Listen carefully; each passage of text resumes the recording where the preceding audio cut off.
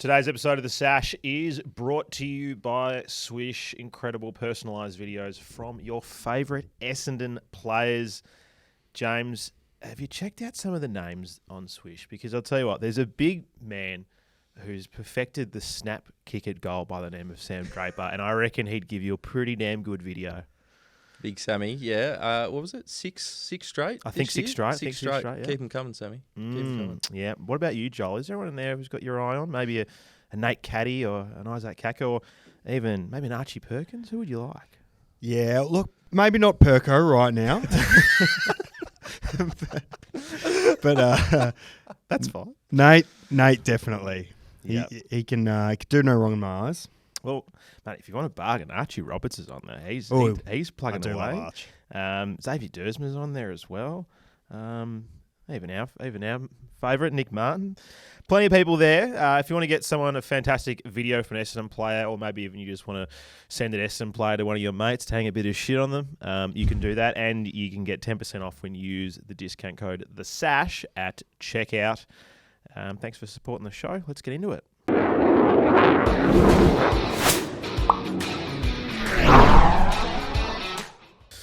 Whatever. Do I need my phone? Probably not. Don't know, mate. Hopefully no one calls me. Guarantee someone will. Anyway, Footy. What's up? How are you? How am I? Yeah, I'm great. You great? Yeah, footy's awesome. Yeah. I'm absolutely loving footy. Nice. Footy's as good as it gets at the moment. It is as good as it gets. I'm really calm because we had a bye. It's Yeah. nice. Wish we had a bye. We should have more buys.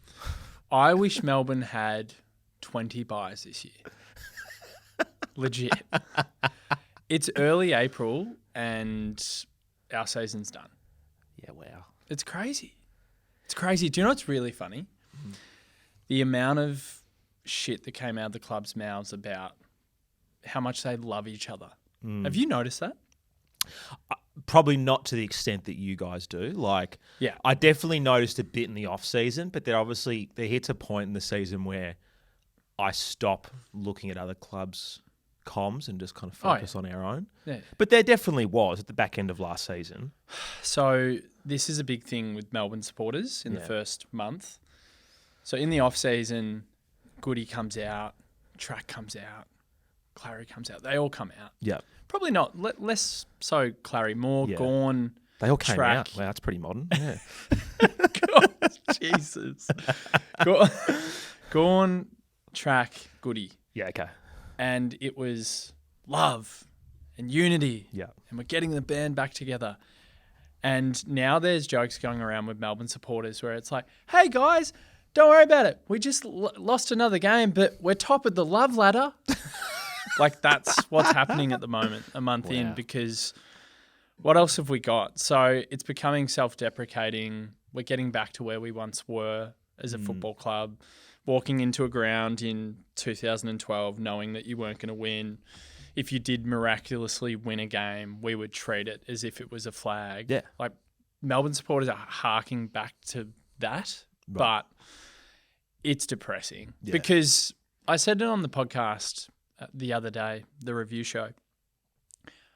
I would rather be going into games full of expectation, full of hope, thinking that we're a chance for finals, thinking that we can do something special. And now I'm resigned to the fact that I'm getting my joy out of Gold Coast. And I'm getting my joy out of, maybe I'll watch North and see if North have a go and have a win. Like, That's so grim. I don't want to be there, but that's where I'm at. Do you think that do you think because your expectations were different pre-season that has something to do with it? Because we had a chat on our show last night here, and I was joking about how, one, I really like that you guys do this on your show, that you all put out your pre-season predictions as a post.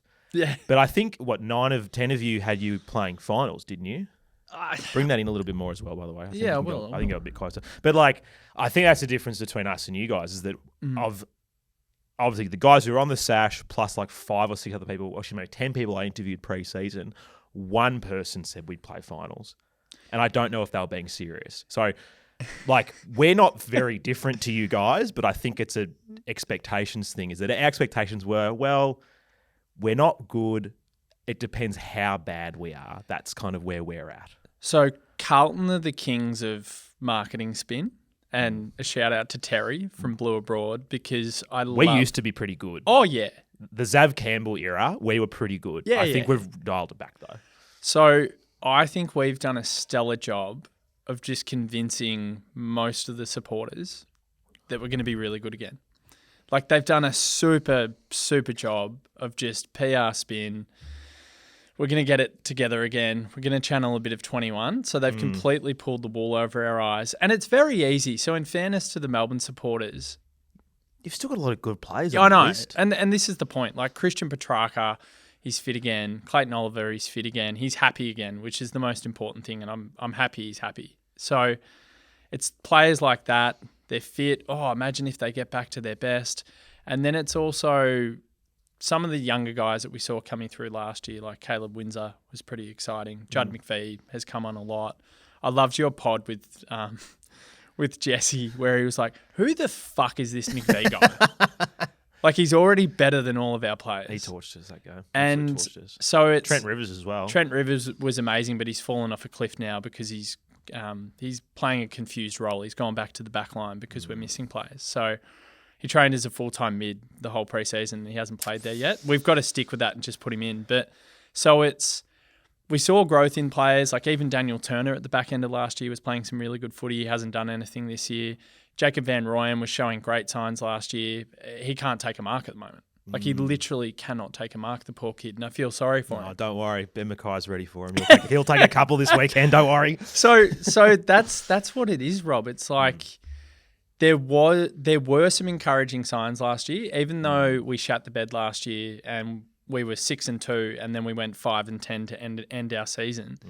We still had performances against Brisbane where we lost by 5 points. We lost to GWS by 2 points. We lost to Port by 2 points.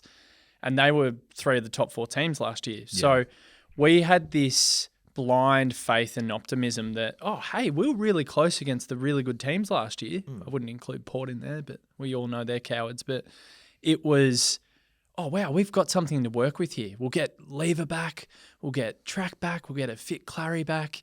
So I think in a very long-winded way, it is so easy to see why we all drank the Kool-Aid. I think we have. But I think a lot of people who aren't Melbourne supporters did as well. Like heaps of journos pre-season had you guys in the 8, and it made sense. Like you do your pre-season ladder and you make a case for teams. It's very easy to go, well, here's 3 or 4 players who are at their best, absolute A grades the comp. Yeah. If they get back to close to that, it's an easy conversation. I mean, like for me, Track was the one I had doubts on because it was a pretty bad injury that he had. Terrible. And I was like, all right, if any of those guys are going to have slow starts, I could imagine him being one of them. But some of the other guys, you're kind of like, oh, what's kind of happened? They've kind of fell off a bit. I use the Space Jam theory. They've put their hands on the ball and it has sucked their magical powers out of them, and they do not resemble AFL footballers, some of them. Some of them at the moment are displaying VFL form. And one player that I absolutely love, everyone knows this, I love Jack Viney because he is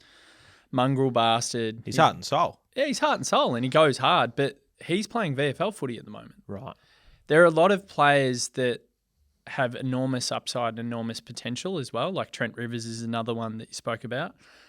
He's displaying VFL level form at the moment. He's got a confusing role because he thought he was going to be a mid and suddenly he's playing in the back line again. So it's a super hard watch at the moment.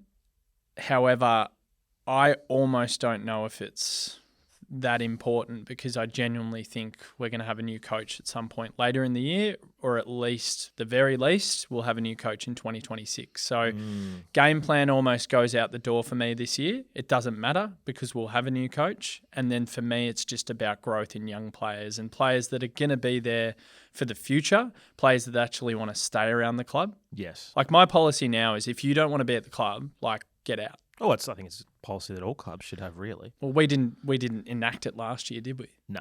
We held a guy to ransom, effectively, and he's a very passionate player, Christian, but I don't know if he's there in 2026. And if he's not, so be it. It is what it is. If you don't want to be at this football club and pry open a new window and contend, because I don't think Melbourne are contending for at least 3 years. I think 2028 we might be back in and amongst it.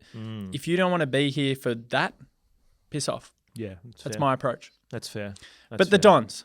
The Dons. Let's talk Dons. Dons footy, baby. Yeah, Dons. You won a game. We won a game. It was one of the worst games of footy you'll see for 2025, I reckon. The worst. But we won. And yeah, I've had a few people this week being like, "Oh, you'll smash the D's." I'm like, no, we definitely won't. Like, we could win. I mean, I think anyone could win, but do you think you'll win? Just quickly. You should. I hope so. You should win. We should win, but this thing right now we don't have polish. We have zero polish in our side. Zero. Then what are we on? -5,000. Yeah, we don't have any polish. We have very little polish at the moment, and we are still a side that's very reliant on the form of teenagers.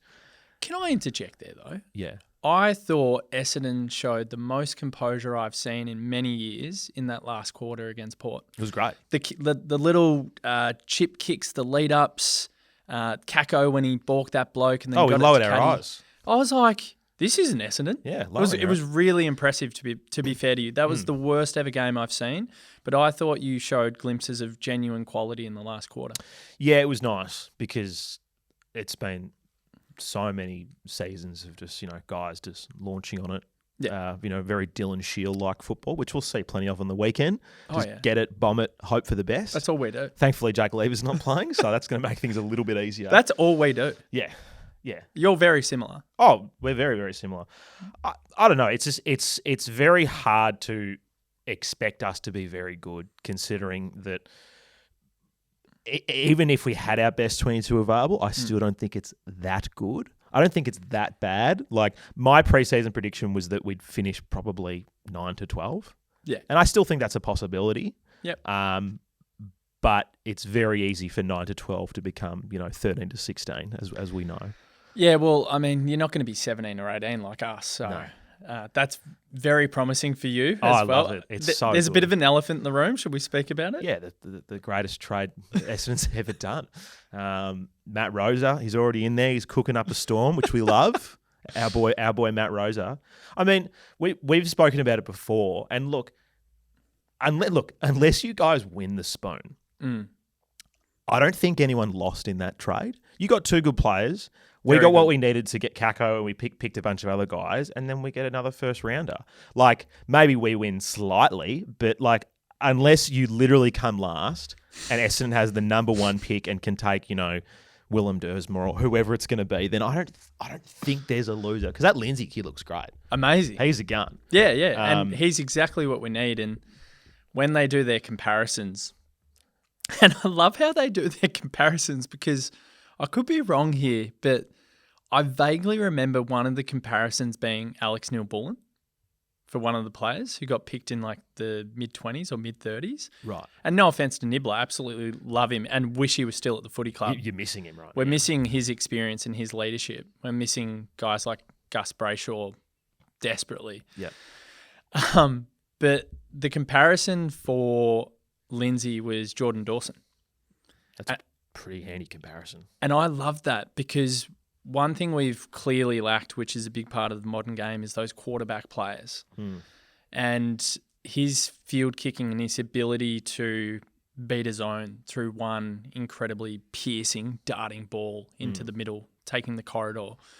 And I love Jordan Dawson. I reckon he's an absolute jet. And they were speaking about Lindsay being a leader as well, in the same vein that Jordan Dawson is. So that's what Lindsay could potentially end up being for us. If he ends up being as good as Jordan Dawson, we've definitely done well in this trade. And then Harvey Langford, for me, could be a Cripps 2.0. Like, he plays in a similar way. Right. And it's easy to... Was that the one you picked first? Which one? Yes, that was the one we picked first. We picked 6. Right. And it's easy to overindulge and over-dramatise these things and talk about these kids. But if that's what we end up acquiring, we've absolutely nailed it. And then it's on Essendon not to fuck up your pick.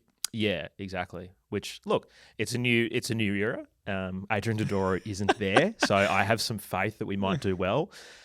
What's great for us right now is that not only do we have a strong draft hand, but the NGA Academy is also cooking up a storm. Oh, yeah. And we've got another 2 small forwards who could go top 20, top 25. So Cacos. we're just breeding cacos out there.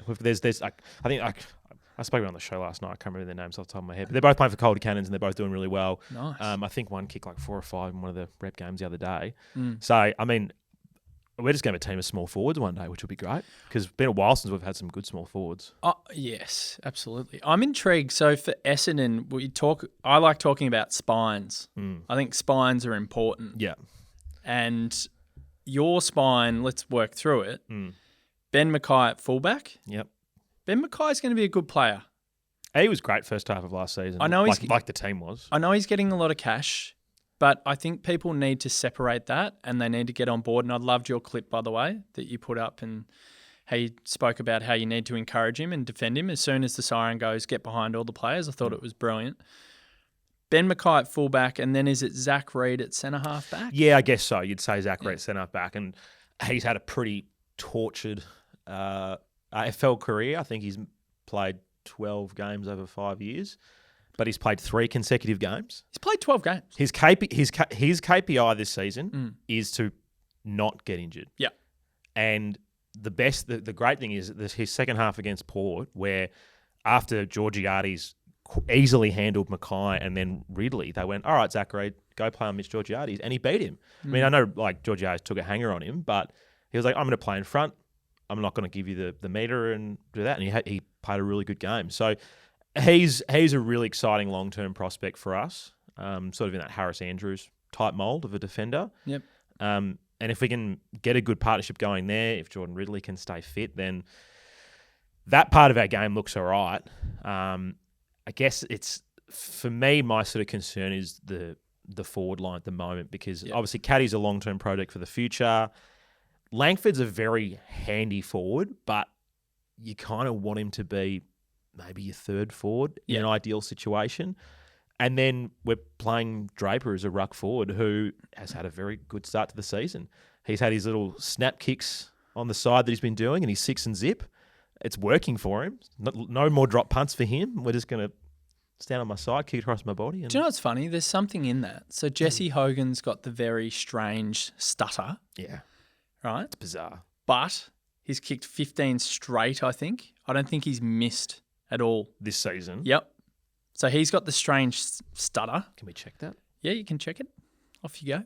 And then you've got Sammy Draper doing the snap around the corner from all types of distances. It doesn't matter where he is.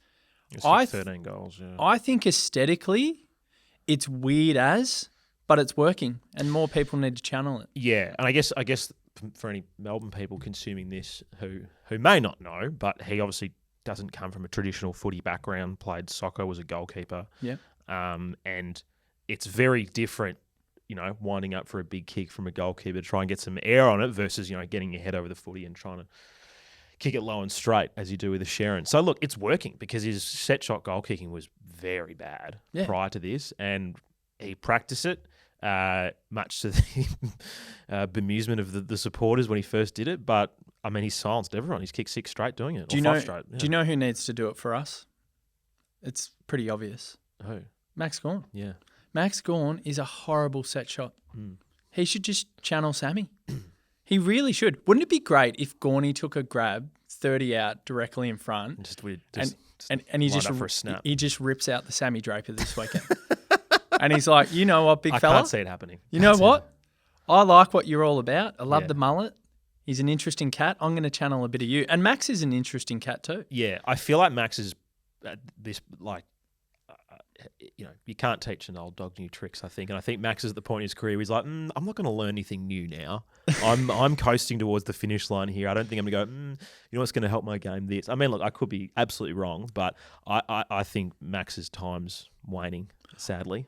Yeah, I think it is. And I think Melbourne need to get serious about giving him a chop out now. Can I give him... I've told you my trade scenario, but I'll give it to the people. Yeah.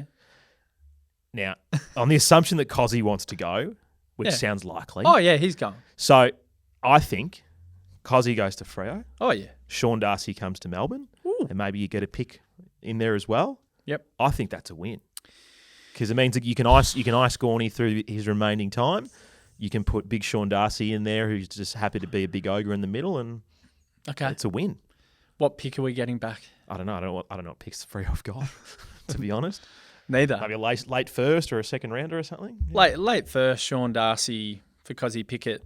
It's a good deal. I don't want to take that. I don't want to make an assessment on the spot. Put it in the comments. Put it in the comments. If you're get in the comments. If you're a D's fan, get in the comments. Yeah, big on YouTube these days. Yeah. Doing my post-match videos, GMHBA, food poisoning. You had food poisoning? As soon as I walked out of the stadium, I munted. What was this something you ate at GMHBA? No, not at GMHBA. I would love to sue GMHBA, but I can't. So unfortunately, what did you eat? I'm not going to sue the pub either because they're a lovely pub, but I had a Palmer and it sent me sideways. Wow. I could not concentrate. In Geelong? Yep. Wow. Pre-game. So is this pub owned by someone who works for Triple M or no? No, Okay. no. But this pub has been very hospitable over the journey. Right. To me, there's a link. There's a link. And we're at the pub and we'd organised a table. Were you the only one who got sick? Yeah. Interesting. It was interesting because the boys were like, "Oh, I think you're a low-key piss, mate." Yeah. And I really wasn't because you might have been. No. You might have been. No, I had all of 4 beers over 9 hours, and that's not going to do it for me. No. So yeah, it was horrible. It was absolutely horrible. You go down to Geelong, you know you're going to lose.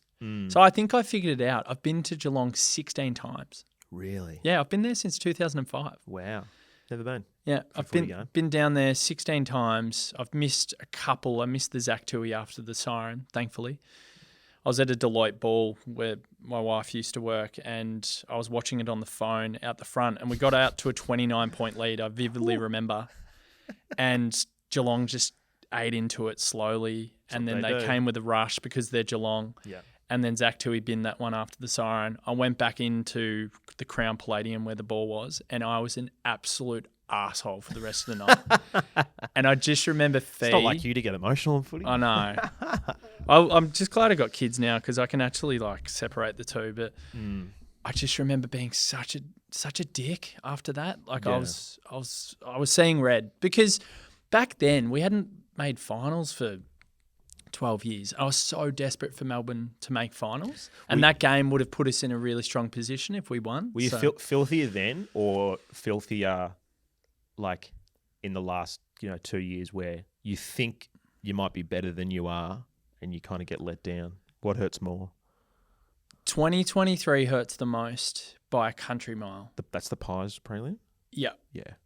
Pies qualifying final and should have won that. Carlton semi-final. Should have won that.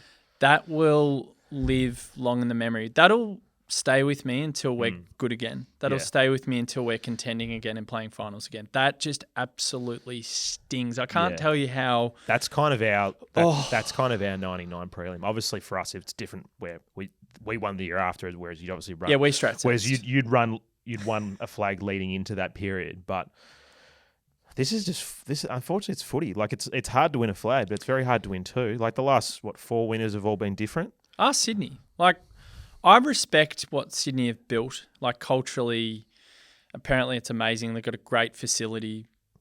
But look at the Sydney Swans. They've lost 4 grand finals in a row.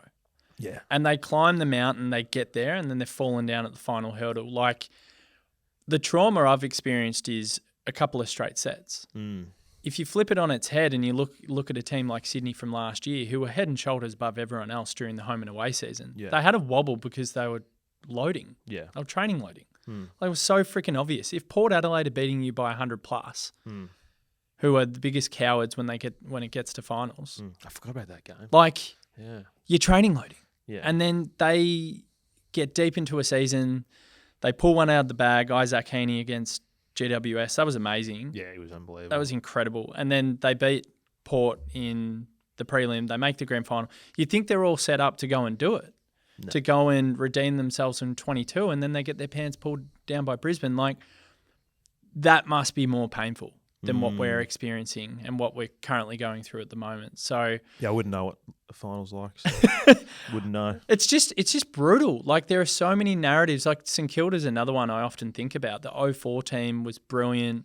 They should have won in 2009. They should have won in 2010. They should have won one of those. Like, they just should have won. Like, they were such an incredible outfit and they never got one. So footy is brutal. And then on the flip side, Rob, you could be a Hawthorn supporter, a Geelong supporter, a Richmond supporter, where it's just like, hey, you want some flags? Here you go. Yeah. Oh, I mean, Richmond did their time. Don't get me wrong. I mean, Hawthorn and Geelong are a bit different, but Richmond fucking did their time. They did their time. They did their time, and they're probably going to be doing their time for a little bit now as well. So just back to the Dons, and just on that spine question. So Ben Mackay, Zach Reid, Zack Merritt in the middle.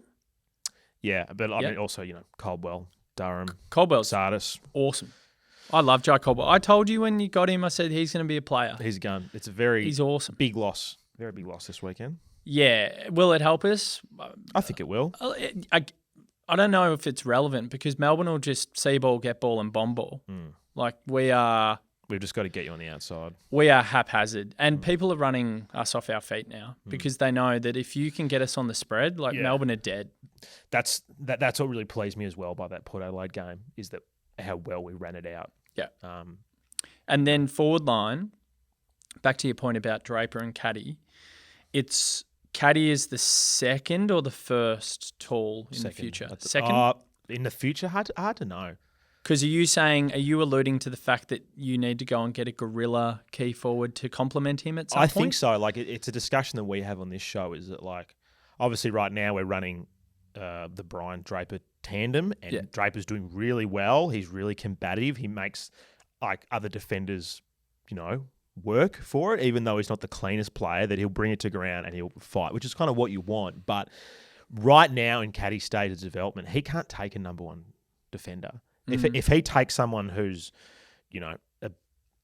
whoever that may be, he's just not quite there yet in his journey. And look, he does all right, but go back and watch the Hawthorn game where he's dealing with Barras and Battle, who are just seasoned defenders. It was a very hard night for him. Fucking Hawthorn. Yeah. Whereas if Draper's playing well enough to command a good forward, or maybe you're playing Peter Wright in the team, you need someone who the opposition goes, okay, we actually have to go send this guy to him. Otherwise, it's not going to go well for us. But if we're in a position if let's say Draper got injured, as it stands right now, we don't have any more key forwards unless you bring in a debutant and could possibly happen this weekend now that Tom Edwards did his knee. Yeah.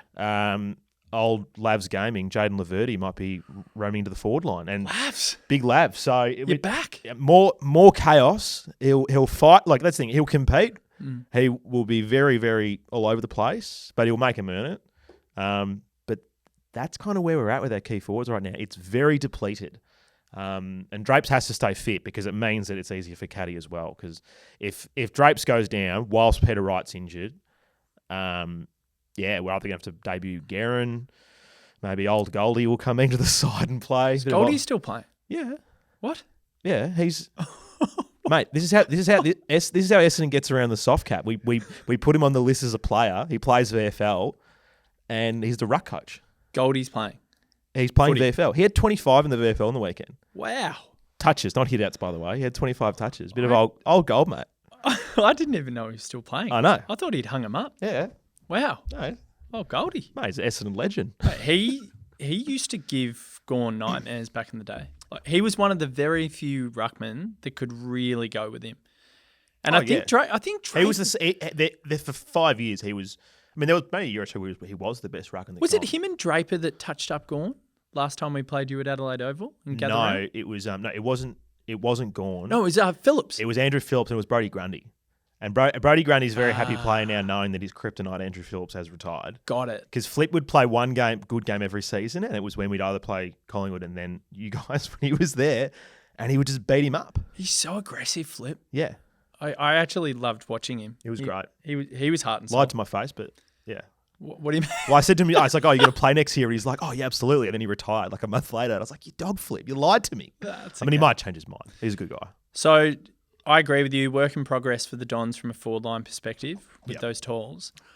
It's about the smalls for us. To be honest. I don't know. I don't know about the Dons yet. I tend to agree with you that it's probably a 9 to 12 like season at the moment. For me personally, and could slip. Like you look at, yeah, I know Adelaide are a good team, but you look at the way that we performed in that game, and if that's a once off, or if that's something that happens again, like 9-12 becomes 14, 15, 16 very quickly. It's just hard to make a case for Essendon to be in front of a lot of teams. That's of course.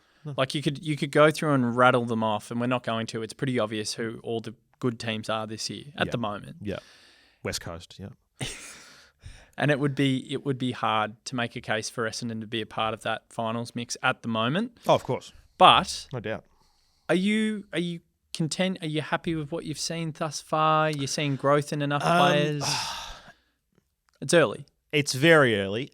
Getting the monkey off the back and having a win makes it a lot better. That Adelaide game was fucked. Like that was so bad.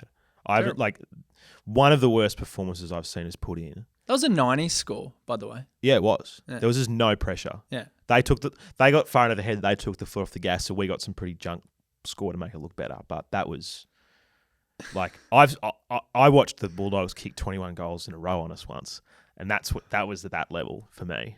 Wow. It was that bad. So that still sort of hangs over the back, like over the shoulder. You're sort of like, okay, is that something that's going to happen again? Yeah. But last season we went over. Funny, it was gathering. We went over to play Port Adelaide on the Friday night and got absolutely smashed. Rosie, Butters, Horn Francis destroyed us. Soldo played the one good game of his career against us and just killed us. And then you're like, okay, we're not very good, but then we build off the back of that and started playing some good footy. So this is the thing. Expectations were so low this season that it's hard to be more let down.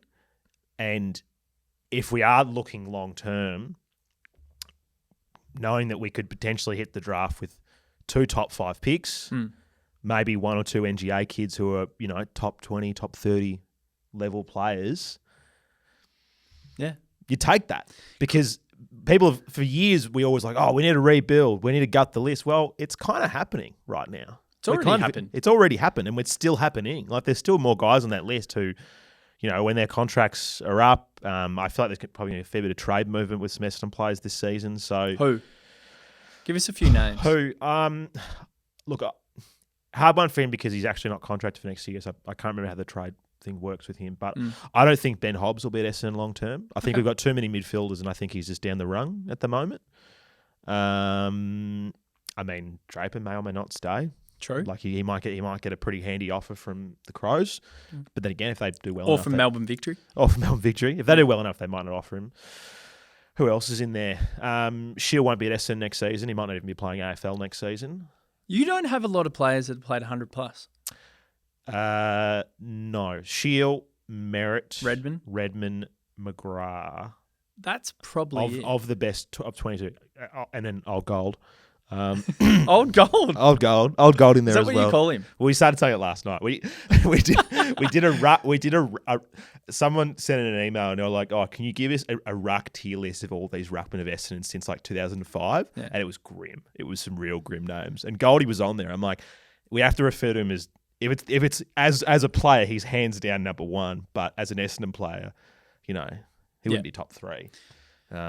Okay, so yeah, that's the thing. We're a very Gresham's played 100 games as well. You're so raw. You're so raw. We're still. so raw. This is a 3-4 year thing, right? I think so. Yeah. Like there was a sort of comment that Brad Scott made. Like I don't think he was directly saying that this is it, but he sort of referenced that it could be 7 or 8 years before this team's actually any really serious. That's too long though. Oh, I know, but like it wasn't like directly how he said it, but obviously there was a lot of articles and stuff about it, but. You look at the age profile of premiership teams and you look at the age profile of the guys that you think Essendon are actually going to contend with, that's kind of where it's at. Because we've seen what happened when you just keep topping up. Yeah. And like we did that with the free agency where we got Gresham and we got Mackay. Like I said to one of the guys last night, like, imagine Essendon didn't get Ben Mackay. Mm-hmm. BZT left. Yeah. And that was it. Last season, you would have had Laverty and Kelly as your key defenders. Oh, God. Ridley barely played. Reid was injured. You might have given Lewis Hayes another debutant at some games. So, for all the shit Mackay cops, we would be so much worse without him there right now. So much worse. Good point. You know. So when do Essendon win a final? What's the year? What's the year you're targeting? When is it? I think 2027 is possible. Okay. Yeah. It's not too far But away. there's within in this competition in 3 years, so much can change. Like I'm not talking about premierships, but That's so the much point can I've change. been making. So much can change in 3 years. But Yeah. I think you kind of need to get halfway through this season and go, okay, have there been Essendon players who have taken another step of growth this year? Yeah. Have there guys who have just flatlined and you go, okay, this guy's not going to get any better? Yeah. There are guys I think will be really good, obviously, your Caddies, your Kakos. I think Sardis is now starting to really show some promise. Like, he's a genuine ball winner. Exciting. He's a butcher. Yeah. Would fit in the D's really well. Oh, yeah. You'd love him there. But there's also other guys like, is this it for Perkins? Has he got another level, or is this all we're going to get out of him? Yeah. Will Nick Cox play AFL ever again? I don't know. Will Zach Reid become what we want him to become? Like, there's all these sort of questions, and another good year of footy in them, we might start to see some more answers. 2027, you win your first final, and then you'd like to think 2028 onwards, you're at least contending for flag for 2-3 years. Yeah, ideally you're pushing, you're a regular top 6 team. That's kind of what you want to be. Yeah. You need to crack the top 6, and then, go from there. Took Brizzy 8 years for Fagan, but the difference with them is very quickly they got themselves into finals calculations. Yeah.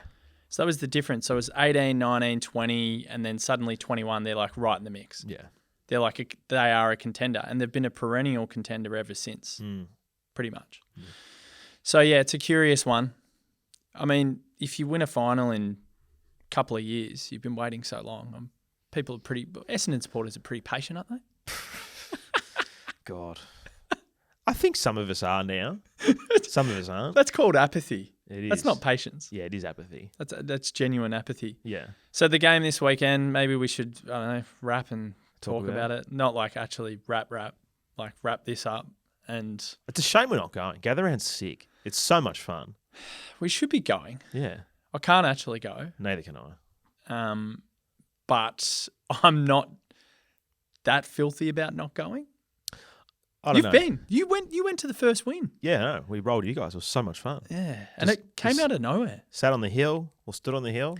Got blind. It was great. It's great. Yep. When did you get your eyesight back? Oh, days later. Days later. That was a terrible joke. Dad joke. I actually need to bring this up because my father-in-law, Dave England, who loves the Sash. Friend of the show and a massive bomber. I love marrying into an Essendon household. There's nothing better than that in life for me. Good choice. Good choice. But he wanted to send in a voice note. Did he? Yeah, he wants to send in a voice note. Yeah, he can. He just goes click the link. Yeah, I know. But like, you might have to show him how to do it. Exactly. Or I might have to get Dave on this show at some point. We can do a special little segment. We'll give it a funny little name. Dave's Corner. Yeah. And I've completely forgotten the point I was about to make about Dave, and that's absolutely okay. I've got it back. Okay. So when you beat us in the first edition of Gather Round, Essendon versus Melbourne, it's a Saturday night blockbuster again. Saturday Arvo, that one? Or was it day one? Oh, it's the day one. The day game, yep. And now we've got the night game. Oh, no. We are a genuine Gather Round blockbuster. Whew. It's huge. The AFL will be wrapped because the game before, I think, is Carlton and West Coast. Yeah, well, So they've done well. So on Adelaide Oval, they've got 14th versus 17th and 16th versus 18th. Brilliant. While I'm pretty sure it's like Saints and... second versus fifth or something at Norwood. Yeah. Like... Excellent. Yeah. No, grassroots. They're really getting stuck into their grassroots footy and they're putting the big games out there. Have you seen Norwood though? No, I can't remember. It's got a fucking right angle, the pitch. There's no wing. It's like a fucking basketball court. That's a Sandford club. I know it's a Sandford club. Sort it out. Yeah. Actually sort it out, Norwood. But when you beat us in the family WhatsApp with all the Englands, all the in-laws, they're just like... Dave's teeing off. Anthony's getting involved. Doesn't even love footy that much, but he's going me. He's made his daughter a Hawthorn fan, which is a very wise choice because Michaela, sister-in-law, big Hawks fan. So what a life that would be. And they're all teeing off, and I'm like, I hate losing to Essendon. And I just wrote back and I said, this is just a blip in our journey this year, and I guarantee that we'll finish top 4 and you won't even make finals. And it was all downhill from there. And what happened? You were shit after that. No, we finished top 4.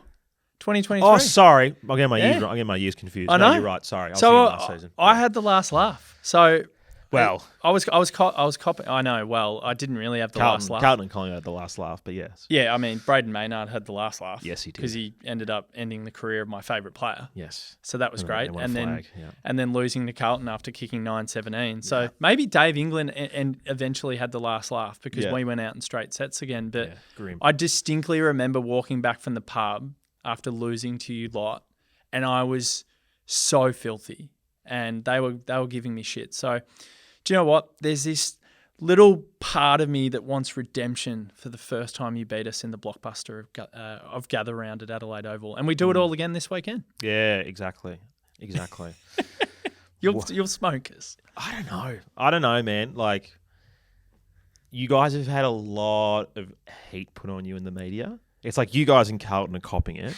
Doesn't matter. But surely there's a response.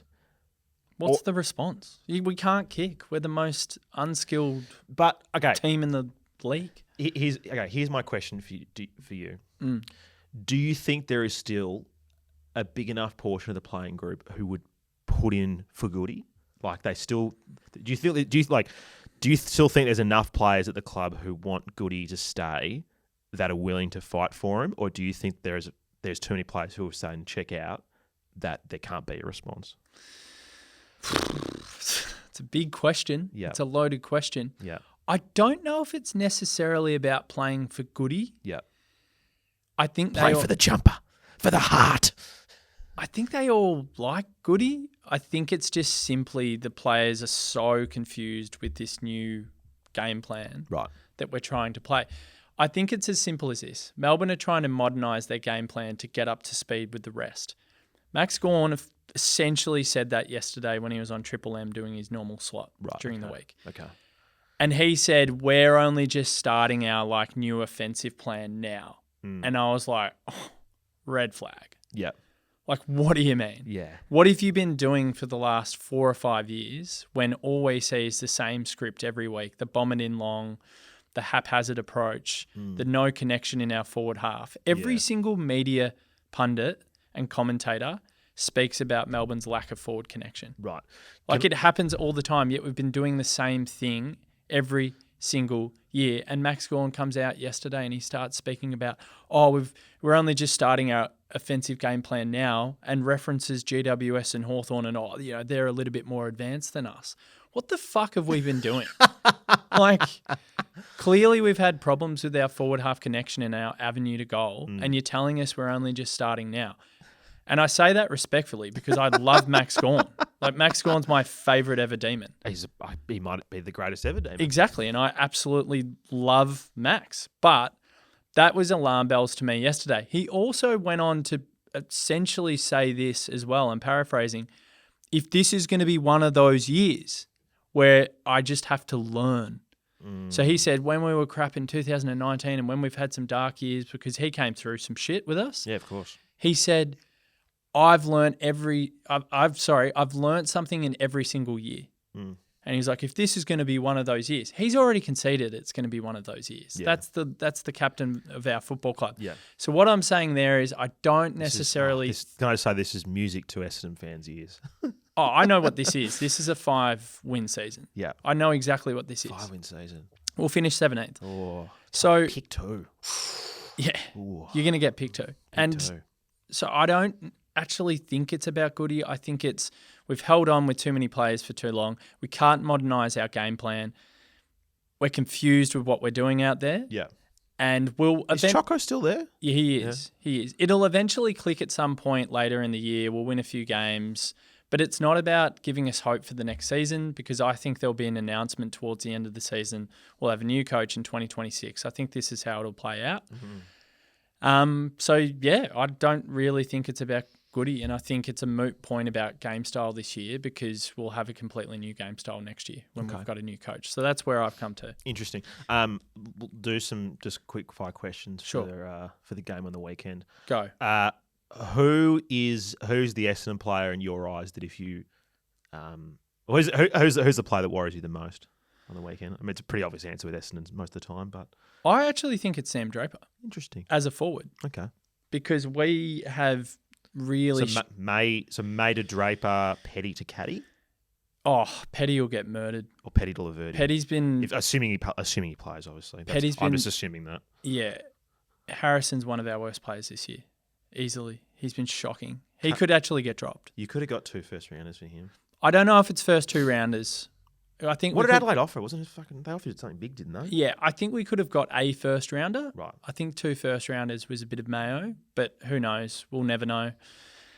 Probably should have got rid of him. It is what it is.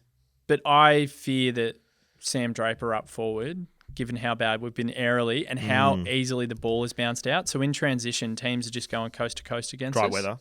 It's going to be dry. Yeah, I think he could have a field day. I think he could kick 3 or 4 up forward. So I'm worried about Sam Draper. Okay. Some Melbourne supporters might think that's silly because maybe they don't rate him because he had a disappointing year last year. Yeah. But I think given the fact that our defence is under so much pressure and we get cut to ribbons and run off our feet, it makes it so easy for a guy like him to just lead up into space, take some grabs. He's got a good mark. Yeah, exactly. Do you tag? Do you have a tag now that Neil Bullen's gone? Well, Max Holmes said we don't tag on the weekend. Right. Okay. Did you hear that? No, I didn't. Came out on 3AW and Matty Lloyd, funnily enough, asked him a question about the Sparrow tag that he got. Right. And he's like, oh, yeah, that was really funny because Melbourne think they tag, but they don't really know what they're doing. All right. That's Zack Merritt, 30 in a goal. Put it down, everyone. That's what he said. That's good to know. It was pretty disrespectful, but also I kind of didn't mind it because this is where we've got ourselves to. We're not respected at the moment. We've lost our aura. We need to rebuild it all again. For a hot minute there, we were respected. Like it's gone. Yeah, right. We have to earn back respect in the next few years because Max Holmes, like, these guys suck. Wow. Pretty much. That's what you said, Max. Wow. And that's okay. I'm kind of leaning into it. So I think Zack Merritt, of course. I love Zack Merritt. Like, you know how much I love Zack Merritt. He's a gun. And there aren't many Essendon players that I like, but I love Zack Merritt. Like, everyone loves Zack Merritt. Yeah. He's unbelievable. He's a freak, and he's put in so many hard yards. And if you guys are ever going to win a final, it'll probably piss me off, but I'll be so happy for him if he's part of it. I'll be so happy for him. Like, it was pretty sad that Heppel didn't say one. Yeah. But yeah, you'd think Zack deserves one. He gets his Nathan Jones moment. Yeah. Like 2018 elimination final when we beat Geelong, and I hate Geelong. Like, Geelong are probably top of my list. Yeah. And he had his little moment. Yeah. He had his little moment. He kicked a goal at the start of the 4th quarter, and we all knew we were home. And he does the double cobra, and it was just like, it was amazing. And I hope Zack Merritt gets that. I genuinely meant that. Okay. It's funny, like, it used to be a really easy question, for Melbourne, who's the player? It's always Gawney. Yeah. But I've watched, from what I've watched of you this season, he just doesn't look the max. He doesn't, it's gone from being Max, Daylight, and then the rest of the ruckman in the comp. Yeah. Now it's like Max isn't number 1 anymore. No. And there's a battle. Who's on it? Is it TDK? Is it Jerry? Is it some of the other guys who are around there? You called him Jerry. Jerry? How do you say it? I don't know. Jerry? I don't know. No, Cherry? How do they... Cherry. Is it Cherry? Yeah. Okay. We can call him Jerry from now. Jerry. That's cool. Tom Jerry. Sweet. Yeah. Love anyway. it. No, you're right. He's not... He's not the guy. Man He's not the guy. So Yeah. I'm like, okay, who's the guy that worries me the most? Could you pick anyone? Like, Track. Track's one. I feel like we have struggled to. He's a sort of player that we kind of struggle to deal with. So Clary's played okay. Clary's played okay. So sort of thing. If Track drifts forward, it might be a Redman who goes to him. Yeah. If it's Jackson Pryor, then Track's going to kick 5. The way that he's been playing in the guts, obviously knowing Caldwell's not there makes things a bit difficult for us. Like, we pondered, like, could Will Setterfield come into the team because he did a job on Clary a couple of years ago and played really well on him, and he's a similar ilk to a lot of these Melbourne mids where he's big and strong but he's slow. Yeah. So you're not worried about him getting burnt for speed because the other guy's going to sort of beat his pace. The two guys that I think are usually very reliable for you guys, and one's an old guy, one's a young guy, but it's Windsor and Langdon because they were awesome against us last season. I said that. It's obviously different game. Dersman will be playing, which is great, and he's fit at the moment.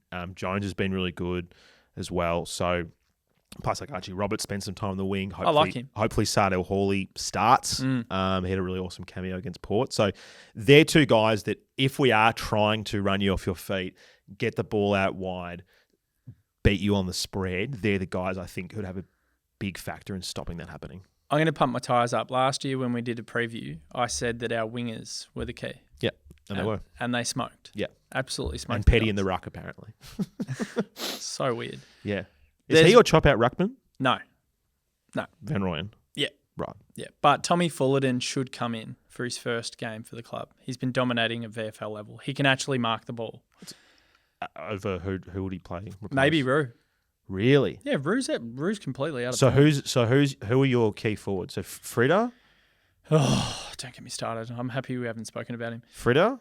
Bailey Fritsch, Daniel Turner, Jacob Van Rooyen. Turner, that's right. Jake Melksham. Oh, Milkshake. Is he still there? Milkshake's still playing. Good on him.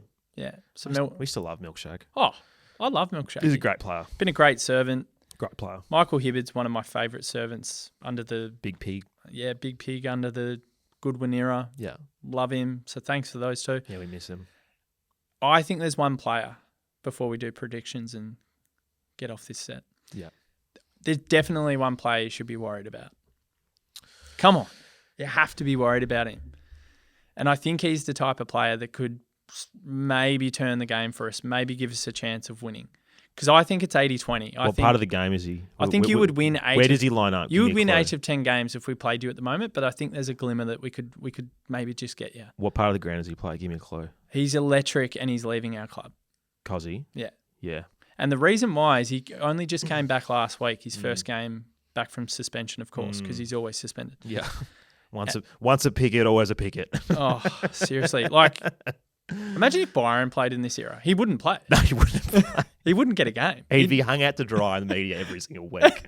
He wouldn't get a game in this era. Lord Byron. Byron. God, he was good. The best. But we got the fat version, which was funny, but that's Anyway. okay. I love Byron. So Cozzy comes back last week. He has 22, kicked 0-3, missed a few chances. Could have been a different night. Had the most score involvements for us. Right. We look so much more dynamic forward of centre.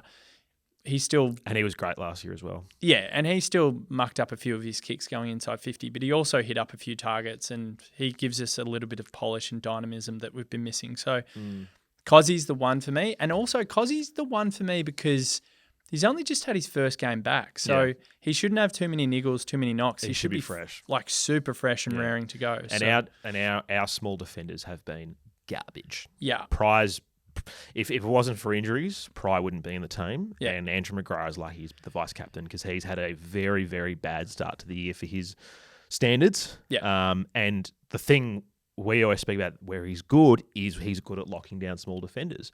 So it'll be I assume that's the matchup. And I think plays in the middle more now. Yeah, well, that's the thing. Like, because we kind of do it with Gresham and Merritt, where one pushes up and they swap, and you sort of can lose him in traffic. Yeah. When he drifts forward, McGrath kind of has to go with him because I think he'll run rings around Pryor or anyone else. It'll be half and half. Yeah. Midfield and forward time for Yeah. Cozzy. Cozzy's probably the key for us. If he can have a big game, if he can kick 3, 4, 5, set a few up, we might be a chance. And then the other thing is if Bailey Fritsch can just magically become a footballer again, we also might be a chance because he's kicked 1-7 from 11 shots so far this year. Wow. He is wildly out of form, like Van Rooyen. Turner hasn't done much. Melksham hasn't done much. Like, we are so low on stocks from a performing perspective at the moment with our forward line. It's a bit like the stock market at the moment. Yeah. Like, that is just the reality of the situation. We kicked 46 points last week, and the 2 weeks before that, we kicked 60 points. Yeah. Our avenue to goal has been almost non-existent. It has been atrocious. Cozzy, key for me. I think if we can get Rivers back into the midfield, that'll do a lot of good for us. I think that'll help. He was so good last season against us. And then if there's a world where Judd McVie is ready to come back into the lineup, that is another thing that can bolster us. A lot of Melbourne's chances of winning on the weekend is, I think it has to be starting well because we're so low on confidence. I think we need to get a lead in the game that gives us belief, and then if we jump here, yeah. And then we've played sport before. Everyone's played. Well, most people have played competitive sport before. If you're a shit team like I was for the Berrigan Saints, if you're in a game and it's halfway through a third quarter and you might have a 2-goal lead, watch our players just suddenly start to become insanely desperate because they want their first win of the season. Yeah. So I think for Melbourne, it's imperative if they make a good start in this, we take a lead into halftime. If we had a lead at 3/4 time, I think you could almost guarantee, despite the fact that our last quarters have been putrid, you see a Melbourne that is desperate for a result. Yeah. So that's the type of situation we need to get ourselves into. If Essendon are leading at 3/4 time by 2 or 3 goals, it's game over. Okay. I have no confidence whatsoever that Melbourne have the ability to A, run out a game, and the will and the want to win a game of footy at the moment, and B, our avenue to goal, it's not there. Yeah. And I think the thing, from what you said there, I think the thing that works well for you is the fact that some of these teams who've come off a bye have started a little bit slow. Yeah. So I could definitely see a scenario where you guys go early. We have to. I'll give you some predictions to wrap up. It's going to be low scoring, both sides under 70 points. It's going to be the worst game of the weekend, and it'll be a draw. A draw? Yep. It's going to be 68-68. It's almost a win for us. Yeah. I mean, it's 2 points on the board. Hey, points are points. Take them. It's got 0 at the moment. I'll take 2. It's going to be absolute garbage, and everyone's going to go, why was this on Saturday night? That'll be the commentary. Yep. I'm going to tip Essendon by 25 points. That's nice of you. Yeah.